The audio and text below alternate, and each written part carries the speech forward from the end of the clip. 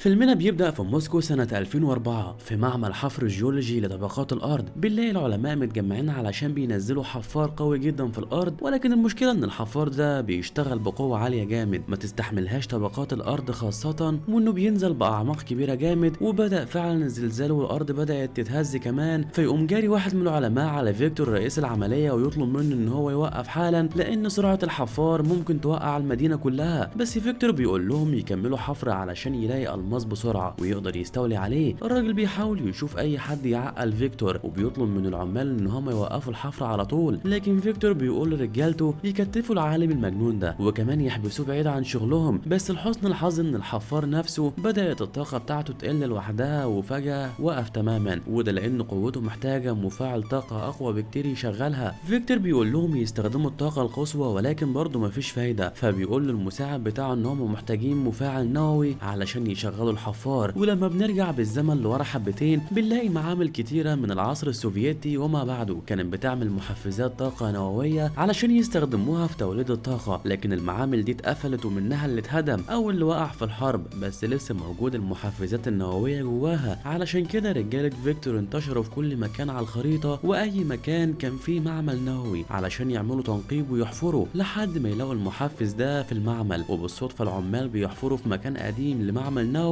وبيلاقوا عربية فولجة قديمة جدا وشكلها أثري. فبيقول العامل لصاحبه إنهم ممكن ياخدوا العربية دي، فصاحبه بيخاف وبيقول له إن صاحب الشغل طلب منهم يسجلوا كل حاجة يلاقوها. بس التاني بيرد عليه ويقول إن هم هيطلعوا العربية دي ويبيعوها من غير ما أي حد يعرف، وفعليا بيخرجوها ومش عارفين حقيقة اللي فيها. تاني يوم بنروح على الجامعة وبنشوف الطالب ديمتري وجنبه صاحبه ماكس اللي عمال يوصف له في الطالبة الجديدة اللي لسه داخلة المدرج. الغريبة إن ديمتري أول ما بيبص للطالبة دي بيلاقيها هي كمان بتبص عليه وكأنها تعرفه. وبعد ما اليوم الدراسي بيمر ويعدي بيطلع ديمتري من الجامعة وبيشوف عربية جديدة شكلها كده بيشد الواحد، لأنه أصلا بيحب العربيات ونفسه يكون عنده واحدة. والمفاجأة بقى إن العربية اللي بيتفرج عليها بتاعة صاحبه ماكس اللي بيعرض عليه إن هو ياخد جولة معاه في العربية. وهم في الطريق ماكس عمال بيتفاخر بإن هو غني وإن أي مكان يدخله يكون مترحب بيه. وفجأة بيلاقوا الطالبة الجديدة دي ماشية في الشارع قصادهم، فبيقفوا بالعربية ويسألها ماكس عن اسمها، فبتقول له ناستيا، فيعزمها ان هو يوصلها معاهم. وفعليا بتركب العربية بس بتكون مركزة مع ديمتري، لكن ماكس بيقول لها ان ديمتري هو السواق بتاعه. واضح كده ان ديمتري بيتضايق. المهم ان ماكس بيعرض عليها يروحوا لايطاليا سوا، فبتوافق وبيفضلوا طول الطريق يتكلموا مع بعض. وبعدها بيروح ديمتري على بيته علشان يتغدى مع ابوه وامه واخته الصغيرة. فبيسأل ديمتري ابوه عن الطريقة اللي اتعرف بيها على امه، فبيقول له ان هو كان بيسوق الترماي كل يوم لانه كان شغال سواق لهيئات النقل، وكان كل ليله بيفسح مراته، وكانت الاشاره اللي بينهم انه بينور نور العربيه 3 مرات فبتعرف ان هو وبتخرج تقابله. وبيقول له الاب ان الترماي كان هو وسيله المواصلات لان ما كانش كل الناس عندها عربيات. فبيقول له دمتري ان لغايه دلوقتي في ناس معهاش عربيات، وطبعا بيتكلم على نفسه لحد دلوقتي يعني ما عندهوش عربيه. فبيفهموا قصده لكن ما فيش في ايدهم حاجه يعملوها علشان فقراء. وبيروح ديمتري بعد كده على اوضته يدور في الكمبيوتر بتاعه على بيانات ناستيا علشان يعرف عنها اي حاجه، لكن بيلاقيها قافله صفحتها الشخصيه علشان محدش يقدر يشوفها غير اصحابها. فبيتضايق ديمتري، لكن بعد كده بيدور في اسعار العربيات علشان عايز يجيب له عربيه زي صاحبه ماكس، بس بيلاقي ان اقل عربيه بمليون روبيه. فبيتضايق وبيروح ينام. تاني يوم بقى الصبح بيلاقي اخته الصغيره جايه تصحيه، وكانت مبسوطه جدا وبتهنيه بعيد ميلاده. فبيفتكر ان النهارده عيد ميلاده وبيصحى من النوم ويلاقي ابوه وامه بيهنوه، وبيروح يستعد بعد كده علشان يروح للجامعه. بس يظهر ان ابوه وامه عملوا له مفاجاه بان هم جابوا له عربيه جديده. اتحمس جدا ونزل بسرعه جري على عربيته، لكن بيتصدم ان هي عربيه فولجة قديمه ووحشه، وبتكون هي نفس العربيه اللي لقوها في المعمل النووي. المهم انه بيعمل نفسه مبسوط بالعربيه وهيركبها، وبعد شويه بيجي ناس اصحابه يتريقوا عليه وعلى عربيته، فبيدخل لجوه العربيه لحد ما ابوه يطلع للبيت. وساعتها بيفتح درج التابلو بيلاقي فيه صور قديمه لتلاتة مش عارف هم مين، وبيلاقي اسطوانه غريبه وحاجات مش مفهومه. المهم انه بيقرر ينزل من العربيه ويرجع يركب الاتوبيس بدل ما يكون مسخره الجامعه، بس بيلاقي ان عيلته كلها واقفه بتبص عليه من الشباك لحد ما يطمنوا ان هو مشى بيها. فبيقرر ان هو يسوقها لحد ما يطلع بيها على الشارع علشان بس يبعد عن انظارهم ويركنها بعيد ويروح يركب الباص. بس بتحصل حاجه غريبه، واحد عجوز جدا بيطلب منه ان هو يساعده في ركوب الباص، وبيقول له كلام كلام غريب زي انها عربية حلوة ولازم يستغل الفرصة، والراجل بيكون سكران فهو مش بيهتم بكلامه اساسا. بس في الاخر بيتأخر ديمتري ان هو يركب الباص وبيضطر ان هو يرجع يركب عربيته من تاني علشان يلحق المحاضرات، لكن بيدخل للمحاضرة متأخر والدكتور اللي بيحاضر فيه بيوقفه، وبيكون بالمناسبة هو نفسه فيكتور اللي كان بيحفر في الارض علشان يدور على الماس في بداية الفيلم. فبيسأله فيكتور عن سبب التأخير، فرد عليه وقال ان هو كان بيساعد واحد عجوز. وساعتها فيكتور بيسأل الطلبة كلهم مين فيهم ممكن يعطل ميعاد المحاضرة المهمة علشان يساعد اي حد. محدش فيهم رفع ايده الا صاحب ديمتري، ولما الدكتور سألهم من تاني مين ممكن يساعد واحد محتاج لو كان هو اصلا متأخر عن ميعاده، فمعظمهم رفع ايده. وساعتها فيكتور سأل سؤاله الاكبر انه ممكن يدي مليون روبية لاي حد يرفض مساعدة الناس مهما كان. ساعتها كل الطلبة رفعوا ايدهم. ديمتري رفع ايده وقتها وقال له ان هو لو اداله مليون روبية بيوعد ان هو مش هيساعد حد تاني، وطبعا كان قصده يهزر يعني، بس المفاجأة انه لقاه بيطلع مليون روبية فعليا واداها له، وبيقول له ان بكده يكون نفذ الجزء بتاعه من الصفقة وعليه ان هو ينفذ الجزء الخاص بيه. ديمتري اتصدم واخد الفلوس وجرى علشان يرجعها لفيكتور، لكن فيكتور كان رافض تماما وقال له انه ما كانش بيهزر، والمهم عنده ان هو اتعلم الدرس وعرف انه مش لازم يعطل نفسه علشان يساعد حد، وكمان ما يطلبش مساعدة من حد لان الاتصال بالاسعاف مجاني وممكن اي حد يعمله. ديمتري بيفضل ماشي ورا فيكتور علشان يرجع له الفلوس، وبيشوف البنت نفسها بتركب مع صاحبه ماكس العربية بتاعته المرسيدس، وساعتها فيكتور بيشوفه ويقول له انها بنت حلوة ولازم لها عربية مرسيدس، علشان كده بيقول له ان هو ممكن ياخد الفلوس ويشتري بيها عربية. ديمتري لسه ماسك الفلوس في ايده لحد ما ياخدهم منه فيكتور ويقول له ان هو عنده حق فعليا ولازم يبدأ من الصفر زيه. فبيسأله ديمتري ازاي بدأ من الصفر وبقى غني، فقال له ان هو كان بيبيع ورد. ديمتري ما كدبش خبر وجرى على محل الورد واخد ورد من المحل علشان يسلمها للزباين، وسأل صاحب المحل عن طريق يخليه يكسب فلوس اكتر، فقال له عن طريق ان هو يوصل الطلبات بسرعة ويرجع ياخد طلبات تانية وكمان يوصلها. ساعتها ديمتري بيتحمس وجرى بسرعة عشان يسلم الطلبيات وبقى ياخد بقشيش كمان. وفي الوقت ده بيكون فيكتور وصل عند المعمل النووي اللي كان فيه محفز الطاقة، لكن لما العمال بتوعه دخلوا يدوروا فيه ما لقوش اي حاجة ما عدا محفز نووي صغير احتياطي. فبيستغرب فيكتور لانه من الدراسات اللي عملها المحفز النووي الكبير كان في المعمل هنا. فلما رجع للخريطة من تاني بيلاقي ان المفروض ان المحفز ده كان موجود جوه عربية قديمة كانت في المكان. فبيسألهم فين العربية الفولجة اللي كانت في المعمل، فبيعرفوه انها اتاخدت من المعمل وباعت. رجالة فيكتور بيوعدوا ان هم هيقلبوا البلد على العربية، اما ديمتري بالرغم ان هو بيحاول بكل الطرق ان هو يوصل الطلبيات بسرعة بس للاسف بيدخل في قلب زحمة ويتعطل، وبتكون النتيجة في النهاية ان هو بيقبض مبلغ قليل. ولما بيشتكي لصاحب الشغل بيقول له بسبب انك بطيء لازم تبقى اسرع من كده علشان تقبض اكتر. تاني يوم الصبح بيستعد ديمتري ان هو ينزل بدري علشان يلحق، لكن ابوه بيطلب منه ان هو يستناه علشان يوصله لشغله، فبيضطر ان هو يستنى ويتعطل. وفي الوقت ده بتكون رجالة فيكتور عمالين بيدوروا على العربية وبيفتشوا جواها على المحفز النووي، لكن مش بيلاقوه في اي عربية. ديمتري بيوصل ابوه للشغل وبيتكلموا شوية وهم في الطريق، وفجأة بيلاقوا حرامي بيسرق شنطة واحدة ست بيجري. الاب بيطلب من ديمتري ان هو يوقف العربية وينزل يجري وراه ويوقف الحرامي ده ويرجع الشنطة من تاني، وبعدها بيضرب الحرامي ويرجع من تاني. فبيقوم رايح الحرامي يضرب عربيتهم ويهددهم ان هو هيقتله. كل ده وديمتري بيحاول يمنع ابوه ويقول له ملوش دعوة. في نفس الوقت بتكون رجالة فيكتور شافوا العربية بتاعة ديمتري وبيراقبوه، وديمتري بيفضل يعاتب ابوه على اللي هو عمله وبيقول ان كل واحد مسؤول عن حماية نفسه، وان اكيد الحرامي ده وراه عصابة وهيجري وراهم وساعتها محدش هينقذهم. بس الاب بيقول له ان هو لازم يساعد الناس مهما كانت العواقب، وان هو مش محتاج حد ينقذه لانه واثق ان ابنه هينقذه. وبعدها بينزل الاب من العربية علشان يدخل شغله، ووقتها رجالة فيكتور بيكملوا ماشي ورا ديمتري وكمان بيقربوا منه علشان يوقفوه، بس هو بيفتكرهم العصابة وجايين ينتقموا منه فيجري بأقصى سرعة بالعربية، بس طبعا هم وراه من شارع لشارع، وفي النهاية بيقدر ديمتري ان هو يهرب منهم، بس برضه بيلفوا ويجولوا من الناحية التانية. وساعتها بيلاقيهم في وشه بيترعب وبيمسك جامد في عربيته علشان يفرمل، والمفاجأة انه بيلاقي العربية بتطير بيه لفوق في السماء وبيصرخ وهو مرعوب ومش فاهم اللي عمال بيحصل. فحاول ان هو يخرج منها لكن لقى نفسه في الهواء. رجالة فيكتور لما شافوا العربية بتطير اتأكدوا ان هي العربية المطلوبة. العربية عمالة تطير من مكان للتاني وكل اللي كان بيشوف عربية طايرة بيستغرب، اما ديمتري فمش عارف يتحكم فيها او يوقفها لحد ما دخلت العربية من ازاز جراج ووقفت بين الكاوتش. ساعتها خرج ديمتري بسرعة وفضل يجري لحد البيت. اما الحارس بتاع فيكتور فلما راح قال له على اللي حصل، فيكتور قال له ان العلماء استخدموا المحفز النووي علشان يعملوا عربيه بتطير. فبيقول له الحارس ان العربيه كانت مليانه ورد، واضح كده ان اللي كان فيها شغال في محل ورد، علشان كده هيلفوا كل المحلات دي لحد ما يلاقوا العربيه الفولجا اللي بتوصل الورد. وبالنسبه بقى لديمتري فبيروح لابوه بيساله هو جاب العربيه دي منين. فالاب بيستغرب من سؤاله ويفكر ان هي بايظه، لكن ده بيقول له العربيه بتطير. طبعا محدش بيهتم بكلامه ويفتكروه عمال بيهزر. الام بتطلب منه ان هو يخلي باله من السرعه بس وهو سايق، وبيحس ديمتري ان مفيش فايده من الكلام وبيمشي. تاني يوم الصبح وهو في الجامعه بيفتكر اللي حصل امبارح، وبيفتكر ان هو لقى اسطوانه في العربيه. فبيسال صاحبه ماكس عن المكان اللي يشغل فيه النوع ده من الاسطوانات، فبيقول له انهم ممكن يروحوا النادي بعد الجامعه وهناك هيلاقوا اللي يشغلها. وفعليا بيروحوا للنادي وبيشغل الاسطوانه وبيسمعها، فبيلاقي عليها واحد بيقول ان هو حط المفاعل النووي في العربيه علشان تكون ضد الجاذبيه وانها تطير، وانه كمان بيهديها لحبيبته اويلا. فبيجمع معلومات عن الاسماء اللي سمعها في الاسطوانه وبيلاقي انها لواحد من العلماء اسمه بافل. فبيروح يقابل بافل ومراته اويلا والاتنين علماء، وبيلاقي في البيت صوره العربيه الفولجا، وكانوا الاتنين العلماء دول في الصوره اللي لقاها ديمتري في العربيه، وكان معاهم واحد تالت اسمه ميخائيل. ديمتري بيقول لهم ان هو صحفي وبيجمع اخبار عنهم، فبيقولوا له انهم اخترعوا محفز نووي بيزود الطاقه اضعاف مضاعفه، ممكن يشغل كل الالات اللي في البلد وبطاقه عاليه. لكن لما حطوه في العربيه الفولجا التجربه فشلت والعربيه ما طارتش وقتها. فبيسالهم ديمتري عن الوقود اللي بيشحنوا به العربيه دي، فبيقولوا له بنزين عادي وهي بتحوله لوقود نووي. وبيقولوا له كمان لو الوقود خلص فيها او المحفز النووي وقف، يعني في محفز احتياطي بيكفي للطيران نص ساعه. فبيفرح بالمعلومات اللي هو جمعها. لا وقبل ما يمشي اويلا بتديله كتاب عمله العالم ميخائيل عن العربيه بالكامل وازاي تشتغل بكل امكانياتها. وبيروح بقى ديمتري للعربيه من تاني علشان يشوف المحركات والمحفز ده، بس بيلاقي صاحب محل الورد بيتصل بيه علشان يجي. ولما بيروح له بيقول ان هو ما سلمش طلبيات الورد في الميعاد، وان هو ممكن يدخله السجن لو ما عوضوش بالفلوس. فبيقول ان هو هيعوضه عن الفلوس وهيشتغل زياده وبياخد طلبيات الورد الجديده علشان يسلمها، لكن برضه بيتعطل في المرور وبيقف بالعربيه في الزحمه. المدير بيكلمه علشان يستعجل ويقول له ان الزباين مستعجله على الورد. ديمتري بيتعصب ومش عارف يعمل ايه، لكن فجاه بيجي في دماغه ان هو يستفيد من قوه العربيه في الطيران. وفعليا بيطلع الكتيب بتاع الارشادات اللي ادته اويلا وبيقرا ازاي يخليها تطير، وبيدوس على الزراير لكن بيلاقي العربيه طارت من ورا بس. فيبص على اللي حواليه من العربيات لا يكون حد اخد باله، لكن كلهم مشغولين ما عدا طفل صغير هو اللي كان بيتفرج عليه. وقتها بيدوس ديمتري على الزراير الصح وبيضربوا العربيه كلها لفوق، وبيروح على اول عنوان وبيركن فوق السطح بتاع العماره وبينزل يسلم الورد ويمشي. وهكذا بقى بدل ما يستخدم الشوارع الزحمه بقى بيطير في الهواء طلبيه ورا التانيه بيسلمهم بسرعه، ويروح ياخد طلبيات اكتر ويسلمها كمان اسرع، وبقى بيقبض اكتر واكتر. حتى الراجل صاحب المحل استغرب من سرعته. طبعا ديمتري ما كانش بيقول لحد على السر، وفضل يجمع فلوس اكتر ويطير بالعربيه وهو فرحان. وتاني يوم بيروح الجامعه وبيقعد جنب ناستيا اللي بتكون قاعده جنب ماكس وبتتكلم معاه، لكن ديمتري بيخطف منه الجو وبيدخل يتكلم معاها في السر، وبيطلع الايفون بتاعه علشان تتفرج عليه. فبيستغرب ماكس ان هو جاب ايفون، هو عارف انه فقير. المهم ان ديمتري بيطلب منها تخرج معاه النهارده ويتعشوا بره وبتوافق، وبالليل بياخدها على المطعم الغالي. فبيستغرب جدا لانها عارفه ان هو مش غني، فبتساله هو بيجي هنا على طول. فبيقول لها ان دي اول مره، وبيسالها اذا كانت من موسكو اصلا. فبتقول له ان هي مغتربه وجايه تدرس بس هنا، ولو سقطت في الامتحان هترجع بلدها ومش هتيجي لموسكو من تاني. فبيوعدها ان هو مش هيخليها ترجع لبلدها مهما حصل، وكمان هيساعدها. وبياكلوا مع بعض ويتكلموا بعدها ويقوموا يروحوا، لكن بيلاقي فيكتور في وشه وجاي يسلم عليه. فبيشكروا ديمتري على النصايح اللي قالها له اول محاضره، لانه اتبعها كلها وحياته نجحت. فيكتور بيستغرب وبيتفاجئ لما بيلاقي بوكيه ورده على الترابيزه. ديمتري بيتمشى مع ناستيا وبيلاقي الترماي بينور 3 مرات، فبيقول لها ان دي كانت اشاره بين ابوه وامه، وكان هو سواق الترماي نور لها 3 مرات علشان تنزل تقابله. فبتقول له ناستيا انها كانت معجبه بيه من اول يوم في الجامعه، وهو بيقول لها ان هو كمان كذلك. وبعدها بيوصلها لبيتها ويسيبها ويمشي وهو فرحان، وبيروح يطير بالعربيه شويه. وتاني يوم بيروح يقبض من الشغل، ولكن صاحب المحل بيقلل له الفلوس لانه بيقبض كتير جدا. ساعتها ديمتري بيقول له ان هو كده هيروح يشتغل عند غيره، وبكره اصحاب المحلات تيجي تسال عن صاحب العربيه الفولجا اللي بيوصل الطلبيات بسرعه عشان يشتغل معاهم ويسيبه. وفعلا بمجرد ما يطلع من المحل بيجي واحد من رجاله فيكتور وبيسال المدير عن صاحب العربيه الفولجا. المدير بيفتكر ان هو بيسال عن ديمتري علشان ياخده منه، فبيقول له ان هو ما عندوش حد حد بيشتغل بعربية اصلا فولجا، لا وكمان بيكلم ديمتري علشان يعتذر له وبيديله بقية فلوسه. وبعدها رجالة فيكتور بيفتكروا ان ده كان اخر محل ورد في البلد، وبكده ما بتكونش العربية الفولجا في اي محل، فبيقرروا يلجأوا لحل تاني، وهو الراجل اللي كان راكب معاه وشافوه بيتخانق مع الحرامي يومها، وطبعا بيقصدوا الاب ابو ديمتري. فبيقرروا بقى ان هم يجيبوا الحرامي علشان يدلهم على الراجل اللي هو اتخانق معاه. اما ديمتري بقى فتاني يوم في الجامعه ماكس صاحبه بيوقفه وهو متضايق وبيقول له انت خرجت مع ناستيا امبارح، فبيقول له ان هو خرج معاها وراح معاها البيت كمان وقضوا الليله كلها مع بعض. وقتها ناستيا بتكون سامعاه واتضايقت لان هو بوظ سمعتها وقال حاجات ما حصلتش، فبتضربه على وشه قدام الكل وبتمشي وتسيبه. وقتها ديمتري بيزعل ان هو بوظ علاقتهم، وبيرجع على بيته وهو زعلان وبيلاقي ابوه بيتصل بيه علشان يجي يوصله بعد الشغل. وفي الوقت ده بتكون عربيه رجاله فيكتور راحت للاب، ولما يشوفوه خارج من الشغل بتاعه بيسالوه عن صاحب العربيه الفولجا، فبيخاف على ابنه وبياخد الناس دول بعيد عن مكان الشغل علشان ما يشوفوش ابنه لو وصل قدام الشغل يعني. المهم انهم بيجيبوا الحرامي اللي اتخانق معاه يومها علشان يتعرف عليه. المفاجاه ان الحرامي بيقول لهم انه مش هو الراجل اللي اتخانق معاه، فبيمشوا الحرامي وبيمشوا. اما الحرامي بقى فبيقرر ينتقم بطريقته من الاب، وبيطلع سكينته وبيدبها فيه ويجري، والاب بيسقط على الارض. ووقتها بيكون ديمتري مستني ابوه في الشارع عند المحل، فيجي واحد يقول له ان في راجل مضروب بالسكينه عايزين يلحقوه ويودوه للمستشفى. لكن للاسف ديمتري بيقفل في وش الراجل ويقول له يتصل بالاسعاف. ولما يلاقي الناس متجمعه وعربيه الاسعاف داخله بينزل يشوف مين اللي اتصاب وهو مرعوب. ولما بيلاقي ابوه بيفضل يصرخ ويعيط، لكن الاسعاف بيوقفوا ويقولوا ان هو مات خلاص لانهم كان لازم يلحقوه قبل كده. ووقتها ديمتري بيحس ان هو السبب في قتل والده، فبيروح على البيت عند امه واخته وبيعمل هو الحاجات اللي كان الاب بيعملها. فبتقول له امه ان ابوه كان بيحب يساعد كل الناس. وقتها حياه ديمتري بتتغير تماما، وبيفتكر كلام ابوه ان هو هيكون جنبه ويقدر ينقذه لو حصل له حاجه، بس للاسف